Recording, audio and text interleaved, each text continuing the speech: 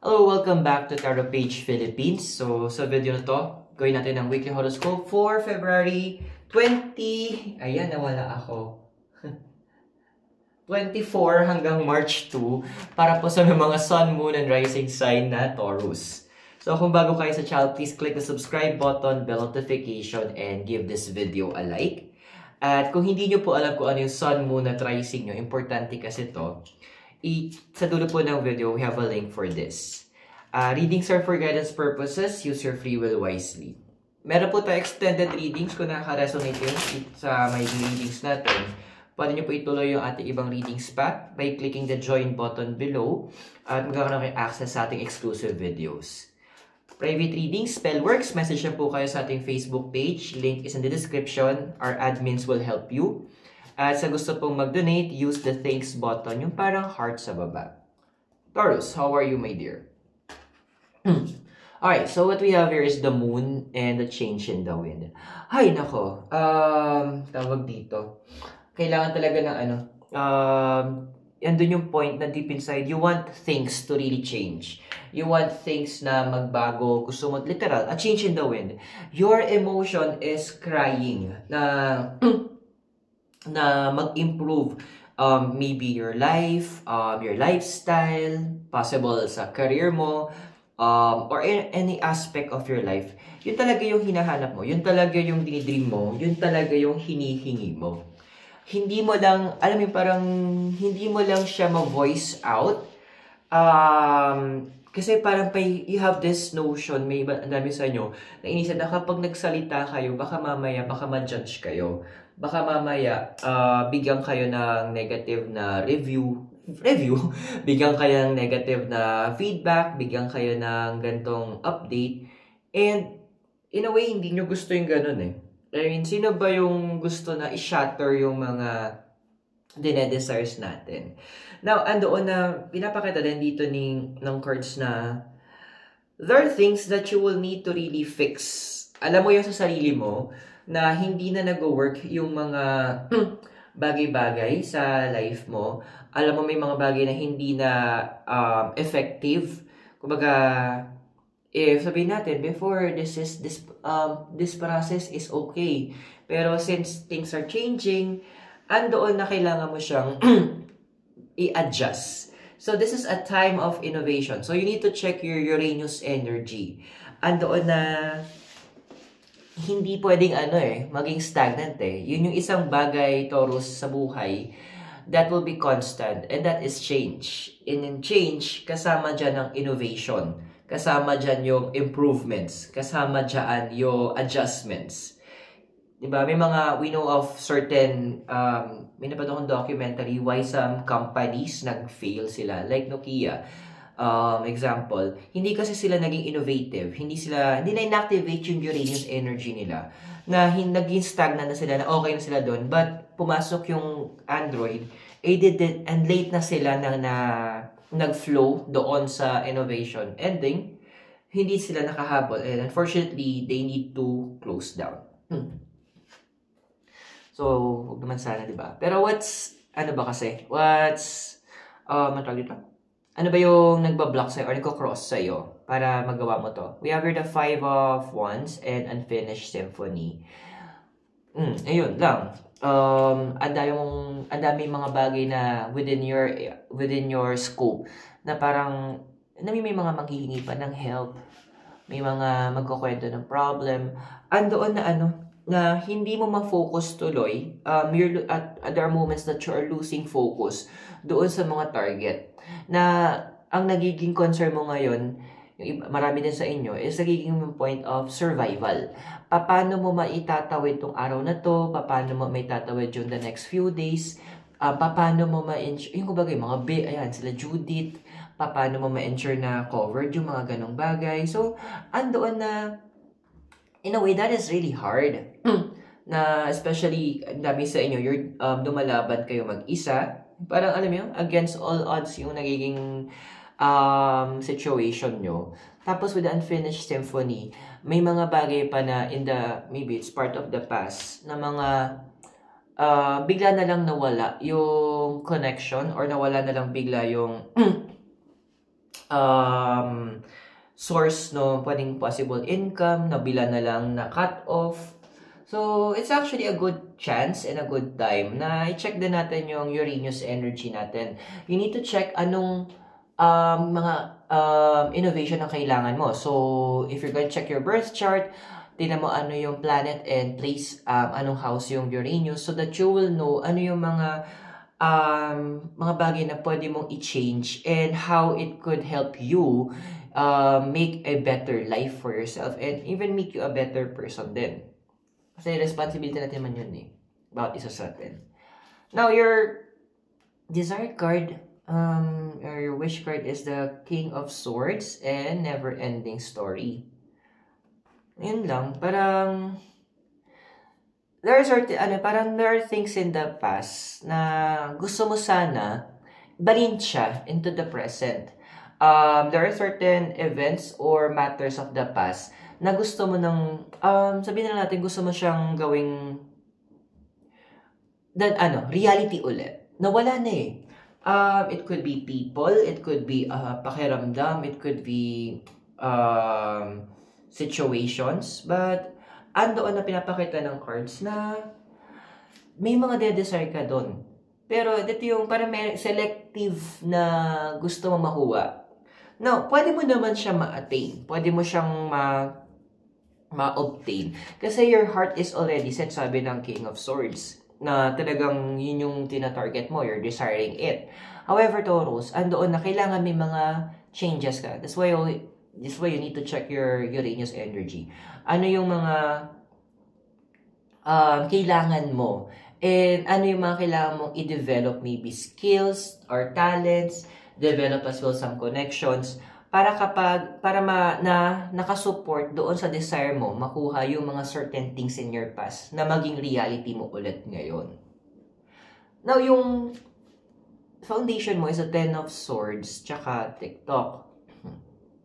Okay, I understand naman na may lahat naman tayo, at some point, we have, meron tayong mga tao, or group of people na talaga namang sabihin natin, masama ang loob natin sa kanila, na andoon na we are not comfortable na nandyan sila or alam natin that they're existing o may anyway magkakaroon ng connection with them.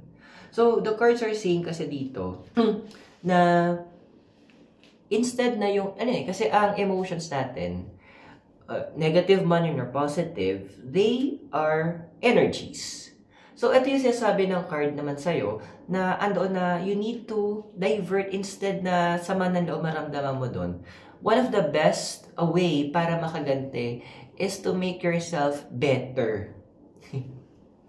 Yung mga tipong mayroon ako nabasa na there was this certain, bigyan ng example, paano. There was this certain female student sa isang, performing arts na, sa school pala, na gusto niya maging performer, gusto niya maging dancer, singer, gusto niya maging total composer. Short lang siya na babae. Alam mo yung tipong sa sobrang laki kasi ng dream niya, gusto niya maging popular din, maging worldwide. Alam mo ba na yung mga nabubuli sa kanya, umabot sa punto na gumawa pa sila ng group against her. So, ganun kagrabe dinadown siya. But as far as naalala ko sa nabasa ko, that person never siya nagsalita, never siya gumante. Ginawa niya, pinurso niya yung dreams niya. And she became she's right now one of the biggest names in the musical industry, and that is Lady Gaga. Galing, no? She never she used those negative things that is being thrown sa kanya, ginamit niya as an inspiration to prove them that she can do it. Yun, mas matindi. Hanggang organize yung group pa, di ba? So, same thing with you. Organize yourself. What is your desire? What is your target? Then, use yung mga negative things na sinasabi nila sa'yo. Use it as your catapult to be the best and better version of who you are. And your past mo, we have your justice and co-create. Well, there are some of you guys kasi, a lot pala. Andoon nasanay naman kayo mag-isa.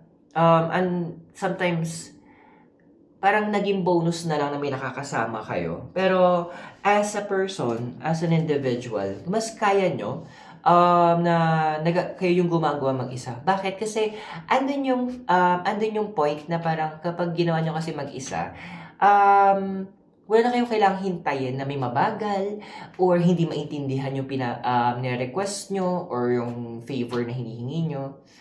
In short na parang walang, bakit yung term natin, walang kayong kailangang syunga na i-cater pa. So, parang andun na, mas nag-work kasi sa inyo before na mas mag-isa lang kayo if you're doing this, and then mas marami kayo na-accomplish. Parang, more on dun muna siguro, medyo yun yung mga bagay. Then, of course, the universe saw na kailangan mo din ng mga kasama or maybe sa business, a partner, or a mentor, you welcome them. So, pero andun kasi pa rin yung pakiramdam that doing it individually will really help you more in the process. Now, yung possible future mo naman is the King of Pentacles and the Fork in the Road. Ayun lang. There might come a time that you will choose or the universe will be the one to choose na mag-isa ka ulit. It could be that you will be the one na pipili sinong ilalayo mo muna sa sarili mo, or the universe will be the one to pick. Ito, hindi mo pa ito kailangan sa life mo. Kasi, and we may not understand yung dahilan ng universe, but we will see it in the long run na tama yung magiging decision ng universe to have this individual or group of people depart from you. And it will be a hard decision actually. Medyo, in the next few months na to, palapit na It's within the first half of this year siya mangyayari. So guys, kung nakaka-resonate po yung kayo sa readings, we do have our extended readings kung saan itutuloy natin yung mga readings natin. To access it, i-click nyo lang po yung join button sa baba. And we do have additional perks na rin po kasama. Okay, so tuloy natin. Ano ba yung physical environment mo? We have here the Three of Swords and si Poised. Okay. Now, the Three of pinapakataas ng cards na in your physical environment na you will need to also make sure na to speak what you really want. Kasi ang dami kasi sa inyo, sinasarili nyo din yung mga nararamdaman nyo. Remember ang emotions mo, it's so strong. Actually, lahat tayo, malakas ang emotions natin that it can literally affect our physical body. Ako, in my case, kapag sobrang galit ko, may mga moments na maramdaman mo ang pag hinawakan mo ko dito, para ako nilalagnat pag galit ako. Then, there were times before, pag sobrang galit na ako, or sobrang sama ng loob ko, bigla na lang akong parang hinihimatay. Hindi kaya ng katawan ko yung emotions ko. Same thing with us. That's why if you will notice people with negative emotions, andoon na makikita mo sa mukha yung stress, halata. Then andoon na they could start to have some sort of sickness. But those people naman na meron silang they're harboring or inaalagan nila yung positive emotions nila, makikita mo rin sa aura nila And andoon din na yung they could have a better health in the process. So, let's be innovative in using our emotions, negative man or positive, so that we can use it to help us gain better grounds for us.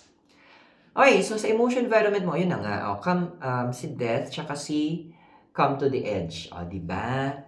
Connected din siya. So, may mga ika-cut talaga tayo ng certain emotions that we will need to cut off. Now, meron kasi siya sabi, di ba, yung i-forgive mo na sila, patawarin mo sila. Well, actually, you're forgiving people din. Kasi may mga tao tayong nakakasama ng loob din. We forgive them, hindi dahil kailangan nila mapatawad. We are forgiving them. Ito yung ibang concept nun. Pinapatawad sila because yun para sa sarili natin.